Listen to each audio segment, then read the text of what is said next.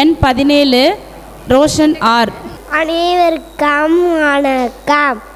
என் பெயர் ரோஷன். நான் 1ஆம் வகுப்பு படிக்கிறேன். நான் எடுத்துக்கொண்ட தலைப்பு தூய்மை பணியாளர். நோயற்ற வாழ்வே குறைவற்ற செல்வம் என்பது பழமொழி ஆகும். சுற்றுச்சூழல் தூய்மையாக இருந்தால்தான் நாம் நோய் ஏற்படாமல் ஆரோக்கியமாக வாழ முடியும். அப்படி நோய் இல்லாமல் வாழ்வதற்கு முக்கிய காரணம் தூய்மை பணியாளர்களே. தூய்மை பணி ஒரு தூய பணி ஆகும். ஆடுகளும் மாடுகளும் அங்குமையும் அசுத்தம் செய்கின்றன. ஆனால் மனிதாகிய நாம் கண்ட இடத்தில் எச்சியது சிறிது மனம் கேட்பது போன்ற செயல்கள் செய்யக்கூடாது.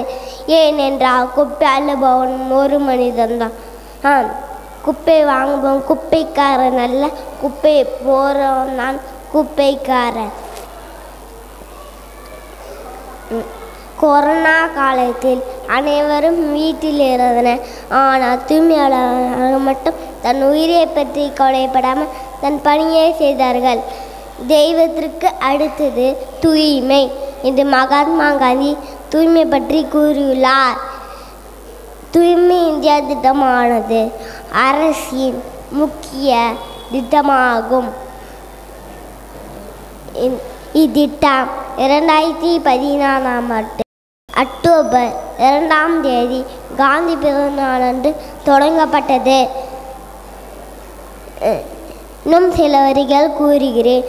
தன்னை எழுக்காக்கி நாட்டை தூய்மை சேவகண்ணி உன் சேவையை பாராட்ட வார்த்தைகள் போகவில்லை. அம்மா என்று அழைத்து வீடு தூரம் குப்பைகளை வாங்கும்போது அந்த ஆண்டவாய் நீங்கள் உங்கள் பணி இல்லை என்றால் எங்கள் சுகம் இல்லை. முக்கிய நபர் வருகிறார், அங்கேயும் நீங்கள் தான் முதலிடம். தேர்தலாலும் அங்கேயும் நீங்கள் தான் முதலிடம். தன்னலமற்ற உயிர்ப்பிற்கு தலைவணங்குவோம். நன்றி, வணக்கம்.